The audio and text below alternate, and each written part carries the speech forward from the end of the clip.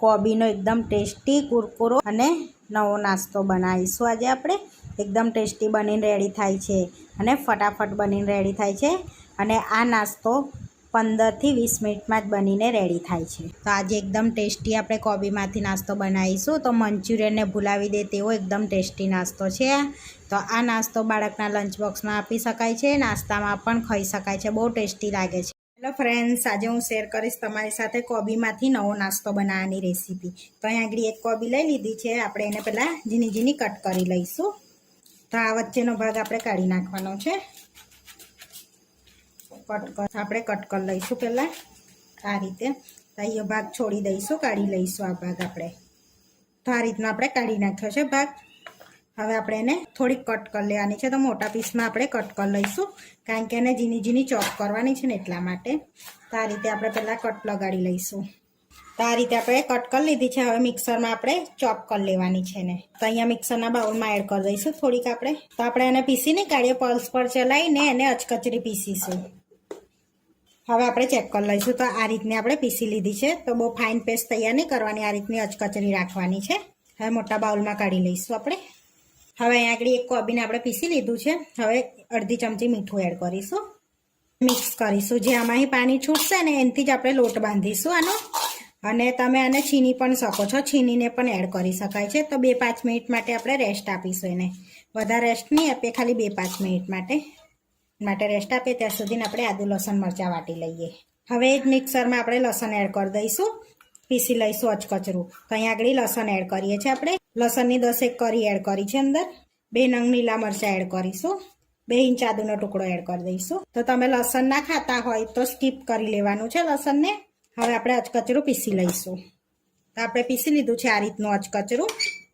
તો આપણે 2-5 મિનિટ થઈ ગઈ છે, જોઈ શકો છો સરસ એવું પાણી પણ છૂટી ગયું છે, જોઈ શકો છો। તો આપણે આમાં જ લોટ બાંધવાનો છે। તો હવે પહેલાં મસાલા કરી લઈશું આપણે। જે આદુ લસણ મરચાં વાટ્યા હતા ને એ બધા એડ કરી દઈશું આપણે। ચપટી હિંગ એડ કરીશું, થોડી હળદર એડ કરીશું, 1.5 ચમચી ધાણા જીરું પાવડર એડ કરીશું। તો આગળ આપણે તીખાશ માટે અડધી ચમચી તીખું લાલ મરચું એડ કરીએ છીએ અને કલર માટે કાશ્મીરી લાલ મરચું એડ કરીશું 1 ટેબલ સ્પૂન। હવે એની અંદર 2 મોટી ચમચી ધાણા એડ કરીશું। હવે આપણે એની અંદર તલ એડ કરીશું। તો અહીંયા 2 થી 2.5 ચમચી જેવા તલ એડ કરીશું। તો તલનું પ્રમાણ વધારે રાખીશું તો ટેસ્ટ સારો આવશે। હવે આપણે મીઠું એડ કરીશું, મીઠું પછી એડ કરીશું, પહેલાં આ બધું મિક્સ કરી લઈશું આપણે સરસ એવું। હવે બધું મિક્સ થઈ ગયું છે, તો એની અંદર આપણે બેસન એડ કરીશું। તો પહેલાં અડધો કપ એડ કરી દઈએ છીએ, આટલું રવા દઈએ છીએ અને એની અંદર ચોખાનો લોટ પણ એડ કરીશું। તો 1/4 કપ એડ કરીશું। 1 મોટી ચમચી કોર્નફ્લોર એડ કરીશું। હવે પહેલાં આ બધું આપણે મિક્સ કરી લઈશું સરસ એવું। તો એક બાઇન્ડિંગ અને લોટમાં સરસ એવું બાઇન્ડિંગ પણ આવી જશે। આ તમારો નાસ્તો ફટાફટ બનીને તૈયાર થઈ જાય છે। તો સવાર બાળકને લંચ બોક્સમાં આપવો હોય તો પણ આપી શકાય છે તમારથી। હવે બીજું વધ્યો છે બેસન, એ એડ કરી દઈશું અંદર અને મિક્સ કરી લઈશું, સરસ એવો લોટ બાંધી લઈશું। પછી ચાખીને મીઠું એડ કરીશું આપણે અંદર। તો અહીંયા આગળ ચાખ્યું તો મીઠું થોડુંક ઓછું લાગે છે, તો અડધી ચમચી આપણે એડ કરી આવવાનું છે એમાં અને મિક્સ કરી લઈશું ફરી આપણે। તો આપણે એની અંદર અડધી ચમચી ઈનો એડ કરીશું અને એક્ટિવ કરવા અડધું લીંબુ એડ કરી દઈશું એની પર। તો સરસ આમ તમે સોડા પણ એડ કરી શકો છો, આપણે અહીં ઈનો એડ કર્યો છે। હવે મિક્સ કરી લઈશું બધું સરસ એવું આ રીતે કર્યો છે। ઈનાનો યુઝ કર્યો છે, તમે એનો પણ યુઝ કરી શકો છો સોડાનો। ઉપરથી એકદમ આમ સોફ્ટ થઈ જાય છે આ નાસ્તો, ઉપરથી ક્રિસ્પી ને અંદરથી સોફ્ટ રહે છે। તો હવે આપણે એને સ્ટીમ કરી લેવાનો છે। આપણે પ્લેટ લઈ લીધી છે, એને તેલથી ગ્રીસ કરી લઈશું પહેલાં। તો તમે એના નાના નાના બોલ્સ વાળીને ઇડલીના કુકરમાં પણ મૂકી શકો છો। તો આપણે આ રીતે સ્ટીમ કરીએ છીએ। હવે જે બેટર છે ને એના પર એડ કરી દઈશું આપણે અને આ રીતે આપણે ફેલાઈ લઈશું સરસ એવું એને। તો આ રીતે આપણે બધી બાજુ ફેલાઈ લીધું છે। હવે આપણે એને સ્ટીમ કરી લેવાનું છે। તો આનો એક સરખો લેવલ આવી ગયો છે, જોઈ શકો છો સરસ એવો। સ્ટીમ કરવા માટે આગળ પાણી મૂકી દીધું છે ગરમ થવા। તો અહીંયા સરસ પાણી ગરમ થઈ ગયું છે। હવે આપણે સ્ટીમરમાં મૂકી દઈશું આ રીતે સ્ટીમ થવા માટે અને ઢાંકીને 10 થી 15 મિનિટ માટે સ્ટીમ કરી લઈશું આપણે। 10 થી 15 મિનિટ થઈ ગયો છે। તો હવે આપણે ચેક કરી લઈશું, ચક્કુ એડ કરીને ચેક કરી લેવાનું। તો આપણું ચક્કુ એકદમ ક્લીન બહાર નીકળી છે। તો આપણે નવો નાસ્તો રેડી થઈ ગયો છે સ્ટીમ થઈને।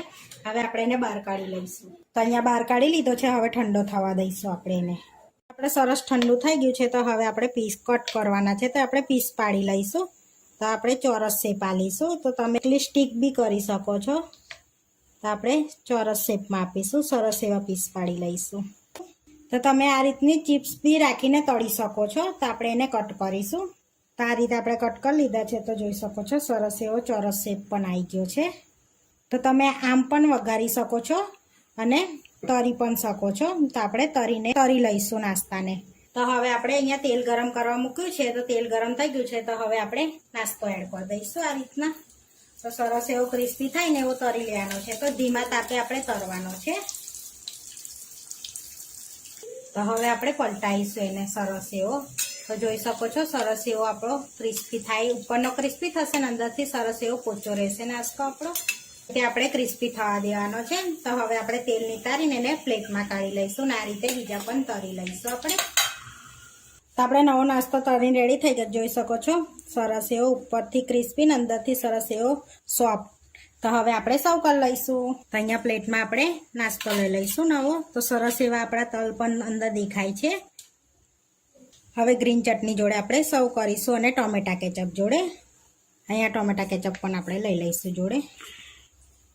તો આપણા કોબીમાંથી નવો નાસ્તો બનીને રેડી થઈ ગયો છે. તો આવા વિડીયો જોવા માટે મારી ચેનલને સબસ્ક્રાઈબ કરો, લાઇક કરો અને શેર કરો અને તમે જરૂરથી ટ્રાય કરો. ફરી મળીશું નવા વિડીયોમાં. કોમેન્ટ કરીને જરૂરથી જણાવજો કે તમને અમારી રેસીપી કેવી લાગી.